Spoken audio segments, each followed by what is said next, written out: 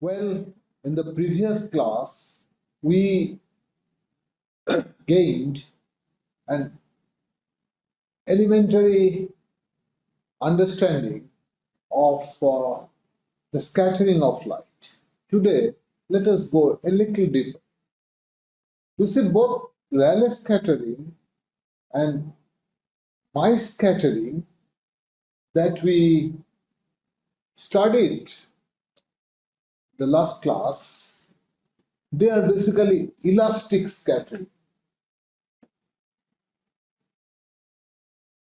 That means the incident light neither gains energy from the scatterer nor lose energy to the scatterer. So, in Rayleigh and my scattering, incident light photons do not gain or lose energy to the scatterer.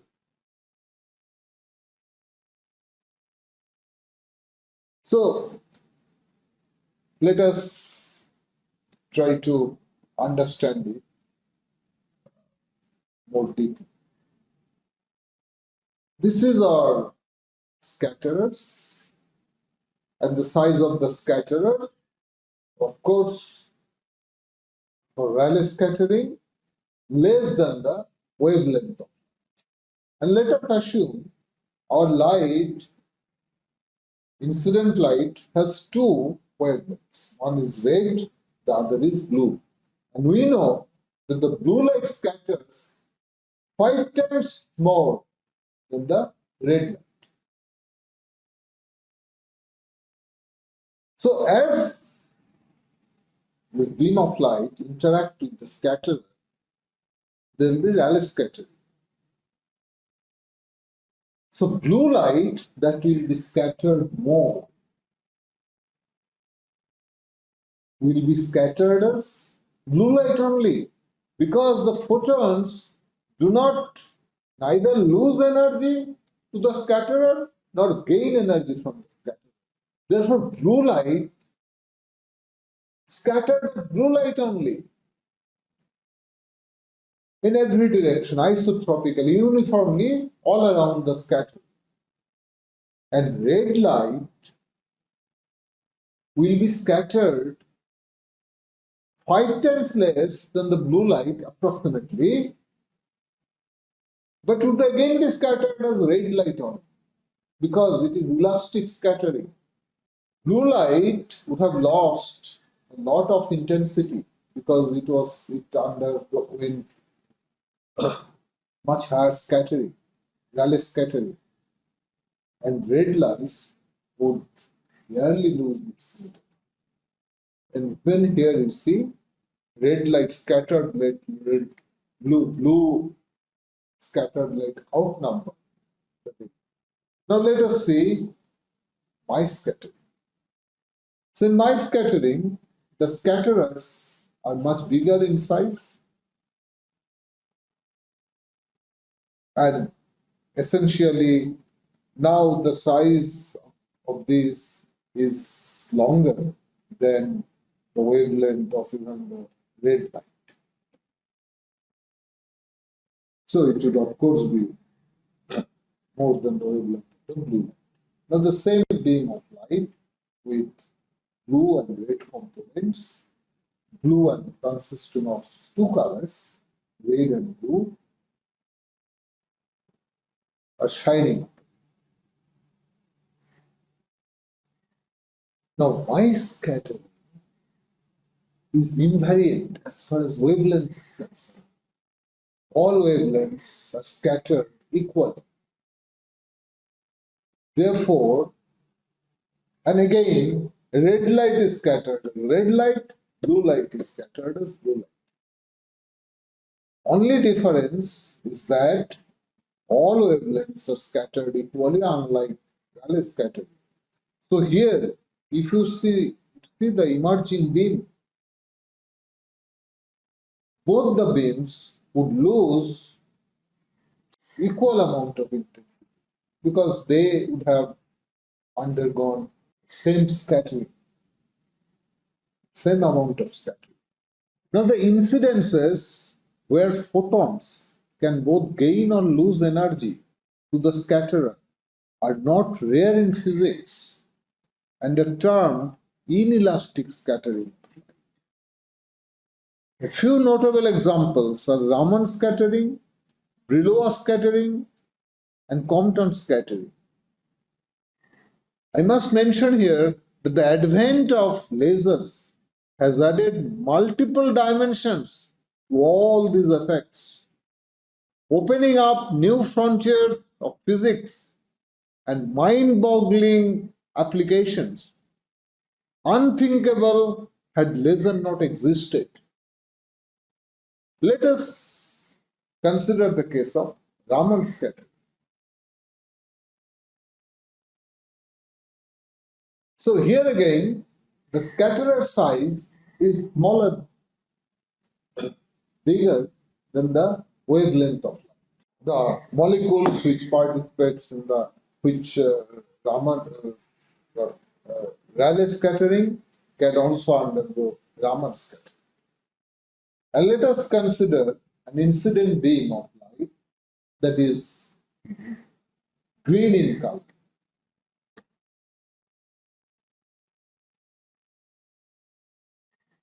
And as it interacts with the scatterer, so the scatterer molecule will have its energy levels. Let us consider two such energy levels. One is the ground energy level, another is excited.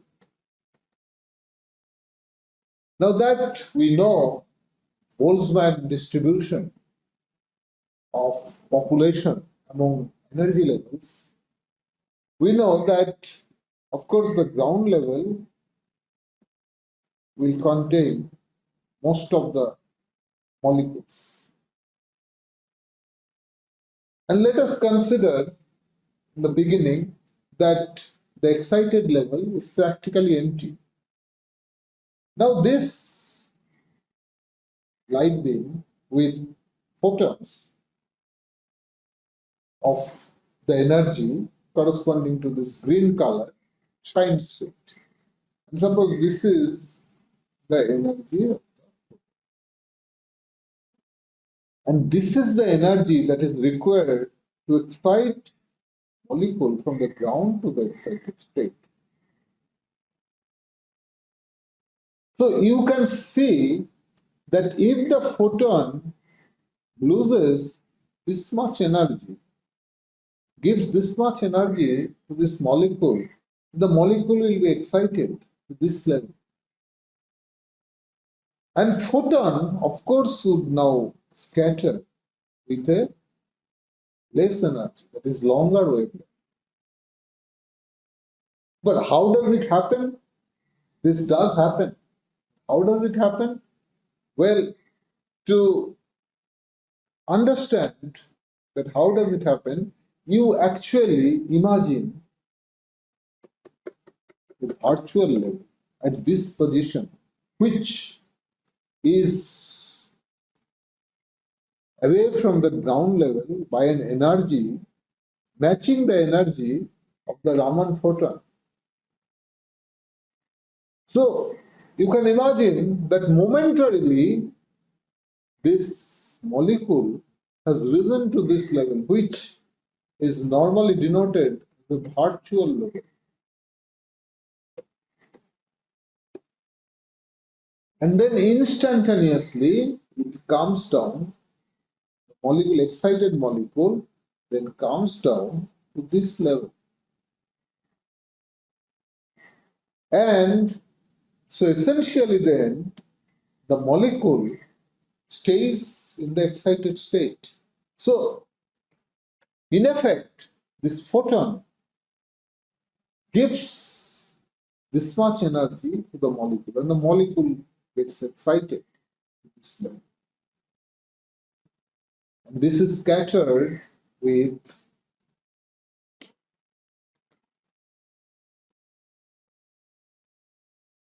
reduced energy. So here it is shown as the red, red light. That means after undergoing this scattering, the green photon has now converted into red photon because its wavelength has increased. It might not have become red.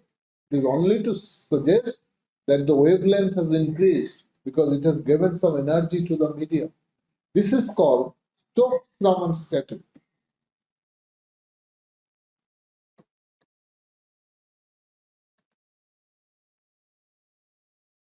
Let us now consider the the second case, where the excited state also has some population, although less than the ground state. That is what Boltzmann distribution will say. If you increase the temperature, then the excited state also gets populated to some extent. But the population is less than this, unless, of course, you have created population inversion. Let us not go into that. So now, once again,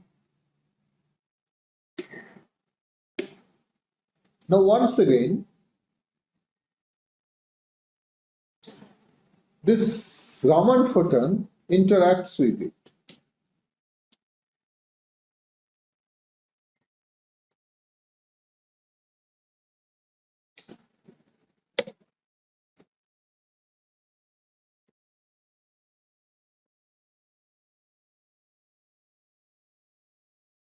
Now you see there are some excited species.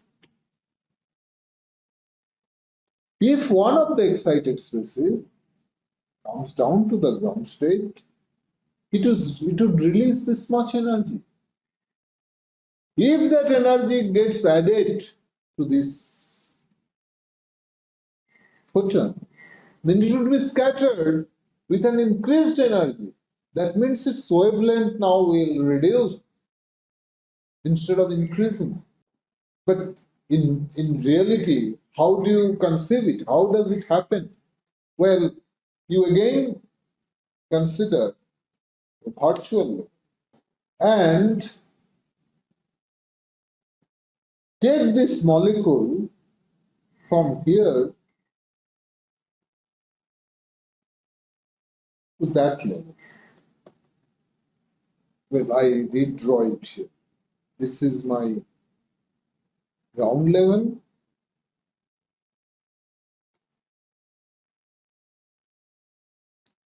This is the excited level.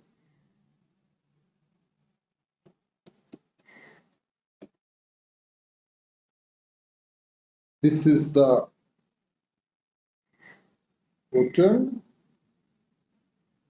Raman photon, and excited state now has some population,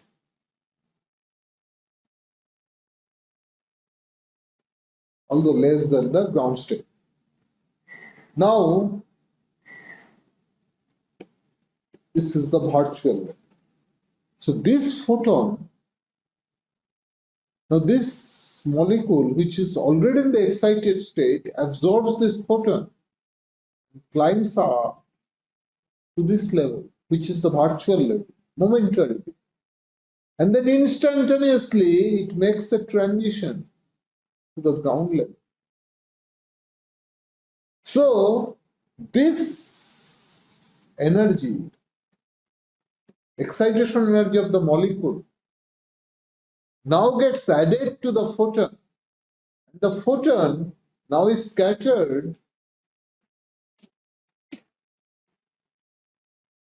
with an increased energy, which is this. So this is shown here, represented here. In this case, the green light, green photon gets converted into blue photon. And this is called anti-Stokes-Raman scattering. Here, the photon gives its energy, receives energy from the scatterer. Now, usually the excited state will be much less populated than the ground state, and therefore it is natural to expect that Stokes scattering will be the dominating process of scattering. And as the population of the excited state would be always less, therefore anti-Stokes scattering will be rare. Summarizing then, you have incident light, which is shining scatterer, and scatterer wavelength is longer than the scatterers. The scatterers are shorter size, smaller in size. The wavelength is longer. So part of the light, in fact, majority of the light, more than 90% of the light is actually Rayleigh scattering. And Rayleigh scattering, green light scatters as green light. And there will be Stokes-Raman scattering, where the photon will give part of its energy to the scatterer and excite the scatterer molecule, which is Stokes-Raman scattering.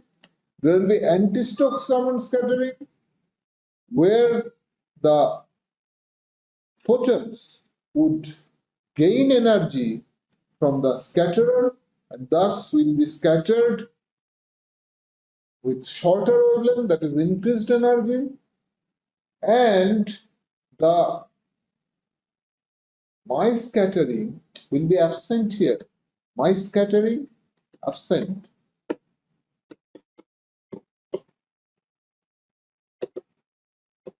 That is because the size of the scatterer is shorter than the wavelength. Wavelength is longer. For my scattering, the scatterers have to be much larger in size. Well, I think as far as scattering is concerned, we will stop here. And next, we'll study the polarization of light. Well, next is polarization of light. It is important to gain a clear insight in the polarization of light because it has very strong bearing on the emission of lasers in many ways. However, before we get into the polarization of light, I would like to tell you a little about polarized sunglasses. I'm sure many of you, in fact, most of you, must have used such glasses at one time or another, or at least know about it. In this context, I shall show you these two pictures. They clearly illustrate as to how a sunlit object would look when viewed through a polarized glass and through naked eye. This is through polarized glass. As you can clearly see, the polarizer cuts off the sun's glare. By the way, I forgot to mention that this surface of this water body has water ripples on it, and the polarizer cuts off the sun's glare originating from this water ripple. This allows a clear and unobstructed view of the riverbed. The naked eye barely can see the riverbed. It's clear here. The question here is how a polarized sunglass flashes the glare of light. So now, as you know, the polarized glasses have a special ability to make the viewing unbelievable soothing by way of cutting the glare of light originating from a bright source of light or light reflected off shiny object. These are often used, as you know, while driving in the night. In the night, when you are driving, the glare of the headlight of the car which is approaching you from the opposite direction often makes it very difficult, driving very difficult, in particular if it is a very dark night with no light around, or when you are snow gazing on a bright sunny day, the sunlight reflected from the snow, white snow, milky snow, actually creates a lot of obstructions, distractions of your gazing. Use of such sunglasses, polarized sunglasses, actually help you to overcome such challenges. Now, to understand the physics behind the ability of these special glasses to flash the glare of light, we need to take a closer look at the transverse nature of light wave. Light is a transverse wave. You may recall that when we studied Young's double slit experiment, then we have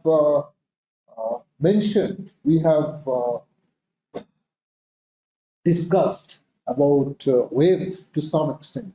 So wave, as you know, basically is a sinusoidal disturbance, propagation of a sinusoidal disturbance.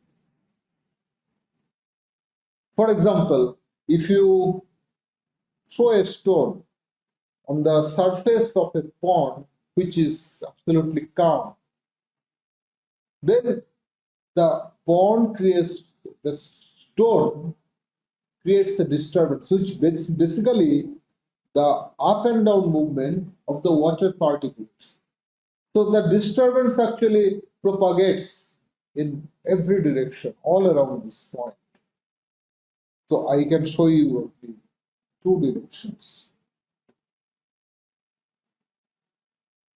And this is, of course, water wave. And as you can see, the disturbance is actually perpendicular to the direction of propagation of the wave. So such waves are called transverse.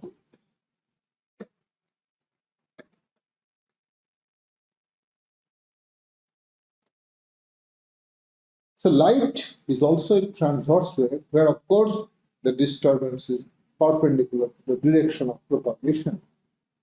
The disturbance is basically sinusoidal oscillation of both electric and magnetic fields that are again perpendicular to each other. Light is an electromagnetic wave, and the electric and magnetic fields, they're orthogonal to each other, and the sinusoidal oscillation of this actually results in the propagation of the wave, which is of course transverse in nature. Now, suppose this is the direction of propagation, and suppose let us assume that this is your electric field at some instant, and this is the magnetic field. So their angle between them is 90 degree, and this plane in which they are oscillating, this plane is perpendicular to the direction of propagation. So it is a transverse wave. There is obviously no restriction placed on the direction in which the electric and magnetic fields can oscillate. The only restriction is that they have to be orthogonal to each other always. So if the electric field this direction, the magnetic field has to be in such a way that the angle between them remains 90 degrees. So this can rotate. Both the electric and magnetic field can rotate. There is no restriction. Only restriction is that the angle between them always have to be maintained at 90 degrees. And of course, the plane which they oscillate should be perpendicular to the direction of propagation. Three such waves have been shown here with rotating electric and magnetic field. As you can see, their angle between them is always 90 degrees, and the direction of propagation of the wave is again orthogonal to this plane on which the oscillation is occurring. A ray of light is of course made up of multiple waves. For example, now I should mention here that to always draw both electric and magnetic field makes the drawing quite complex and complicated. So we can actually choose only one of the field, either electric or magnetic field, for convenience. So let us use only electric field in all next set of drawings. It is not that magnetic field is not important. Magnetic field is just as important as the electric field, but it is only for our convenience that we'll choose the oscillation on electric field in the subsequent slides and as I move on. Now you see, a ray of light is made up of multiple waves. For example, here I have shown 1, 2, 3, 4 such waves. And say, if I consider this wave, which is the electric field oscillating. So oscillation means it is starting from zero value going up. So you see here, this is shown. This is the wave corresponding to this electric field oscillation. Electric field is oscillating from 0, slowly it is rising, then it is falling, and then it is going in the negative side, then it is again falling, and it is rising again. So this, as you know, is the wavelength of the light. So these are 4 waves I have shown here. So for a conventional source of light, each of these waves, the direction of oscillation of electric field will vary randomly because there will be many waves. So their oscillation will vary randomly. There is no correlation. Light emitted by a conventional source such as sun, therefore, has an electric field oscillating randomly in all possible directions and is called randomly polarized or unpolarized light. So for an unpolarized or randomly polarized light, the electric field will oscillate in all possible directions. Now let us see what is the polarized light and what is P and S polarization. As the name suggests, a polarized light understandably has an electric field oscillating only in a particular direction. That means as if there is only one wave which is oscillating in a particular direction. In the case of a horizontally polarized light, denoted normally as P polarization, oscillation of the electric field always occurs on a horizontal plane. As you can see, the electric field is always oscillating in a horizontal plane, and it doesn't rotate in any other direction. The oscillation plane is always horizontal. So a vertical polarized light, which is denoted by S polarization, the oscillation of the electric field, on the other hand, will stay confined on a vertical plane, as you can see here. The oscillation of the electric field is now occurring on a vertical plane, and it stays in this plane. This is a vertically polarized light and is denoted as S polarization. Well, I end for now here and begin our next class right from here.